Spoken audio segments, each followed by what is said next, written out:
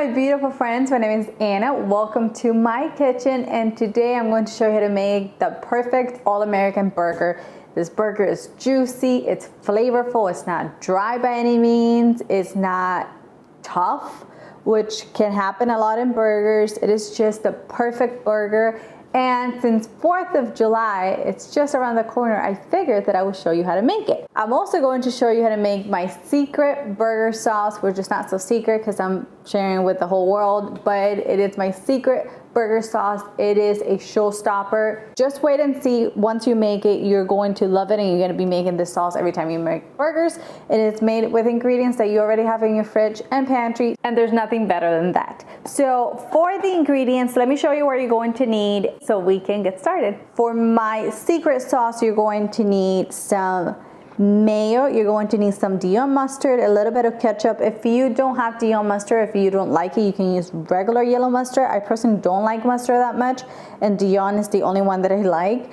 You're going to need a little bit of paprika, a little bit of garlic powder, some salt, pepper, and some pickle juice or some pickle brine, whatever you call it. That is it for the sauce. And then for the patties, you're going to need a little bit of onion powder, a little bit of garlic powder, salt, pepper, your meat, which I'm going to talk about in just a second. Then you're going to need some toppings. I like to top mine with some tomatoes, onions, lettuce, some cheddar cheese, and some pickles if you wish. Before we get started, I want to talk to you a little bit about the meat that I like to use for my burger. This is 100% organic, grass-fed, ground beef, and it is an 85-15. So I personally don't think that you should go any lower than 85-15. You can do 80-20, which is perfect because there's a nice amount of fat, but I wouldn't do anything too lean because otherwise your burgers are going to be dry, and that's not what we want. I think the leanest I would go is this 85-15,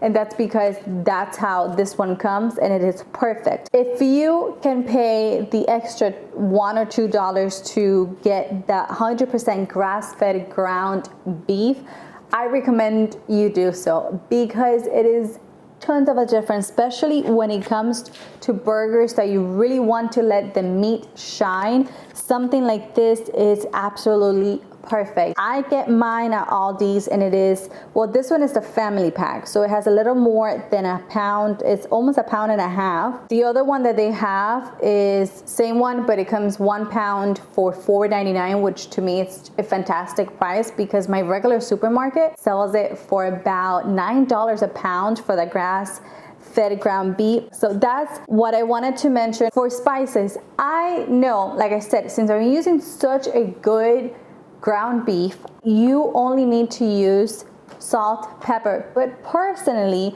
I think a little bit of garlic powder and a little bit of onion powder. I'm only using half a teaspoon and 1/4 of a teaspoon of onion powder. It's very minimal amount. It really, but to me, it makes your burger patties a little more flavorful. So if you want to omit it, go ahead and omit it, but to me it makes tons of a difference, so I recommend that you add it. And my last tip is to make sure you take out the meat from the refrigerator about 20 minutes before you plan on cooking it, because if you don't do that, if you put very cold meat on a hot stove or a hot skillet, the meat is going to seize up and it's going to toughen up and it's not going to be good. So with all of that being said, we can go ahead and start on our sauce. To me, the sauce is just a game changer all the way. Before I forget, you're also going to need, of course, your burger bread. So I'm using brioche bread. I love it. You can use potato bread. You can use sesame seed. You can use any type of burger bun you like. I really like this brioche bun, and what I'm going to do later on, I'm going to brush both sides with a little bit of butter, and then I'm going to put it on the skillet to toast for a little bit. It's gonna take about a minute for it to toast, so I can have that ready to go as well once the burgers are almost done. So like I said, here I already have my mayo, ketchup, mustard. I'm going to add my garlic powder and paprika.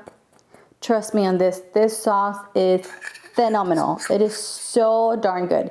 You're going to need a little bit of salt, not too much, just a pinch, so it brings out the flavors.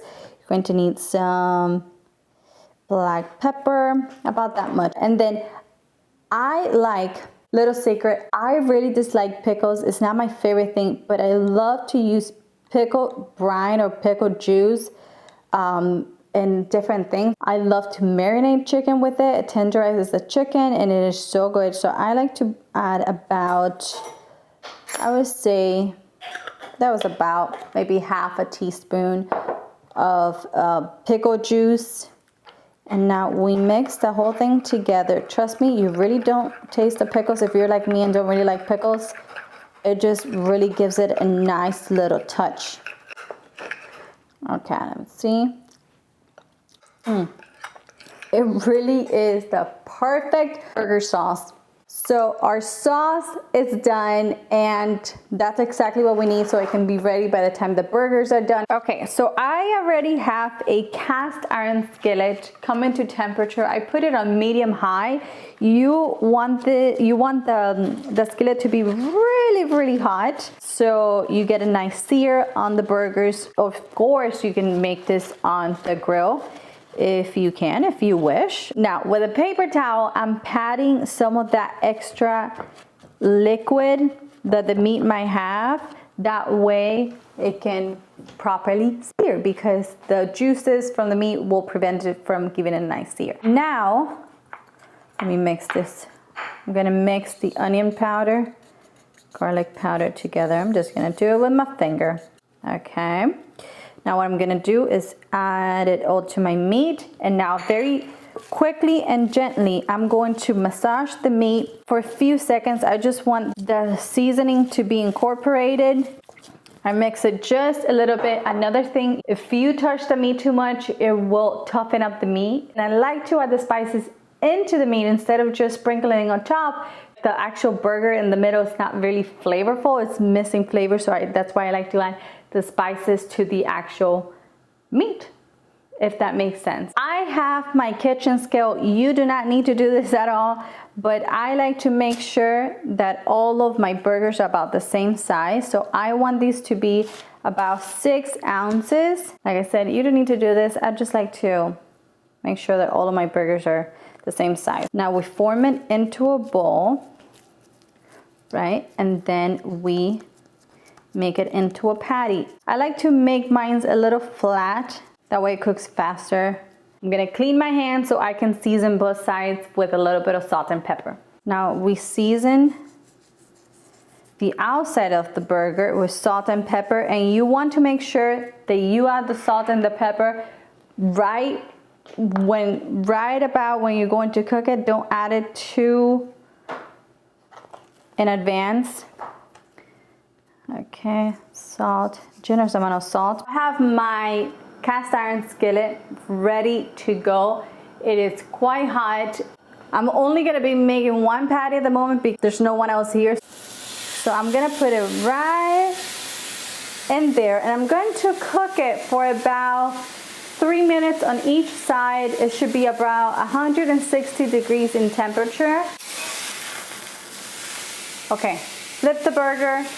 Going to cook it on that side for about 3 more minutes.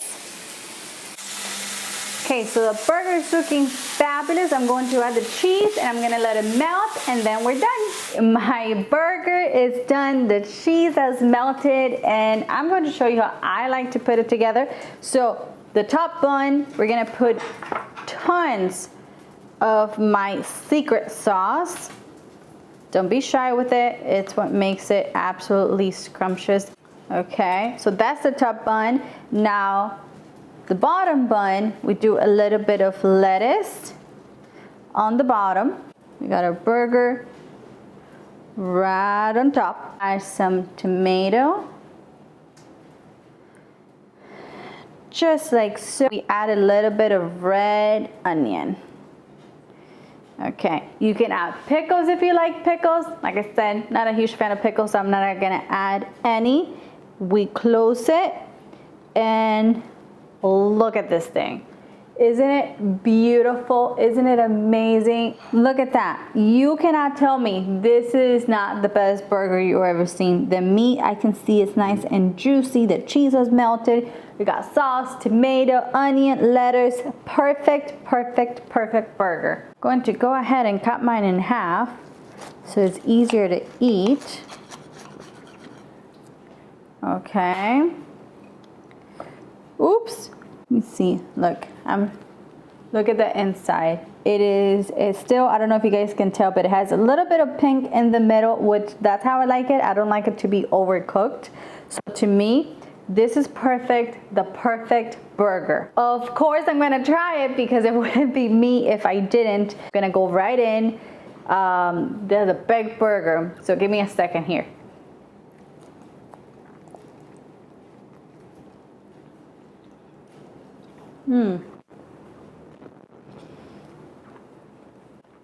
That's an incredible burger.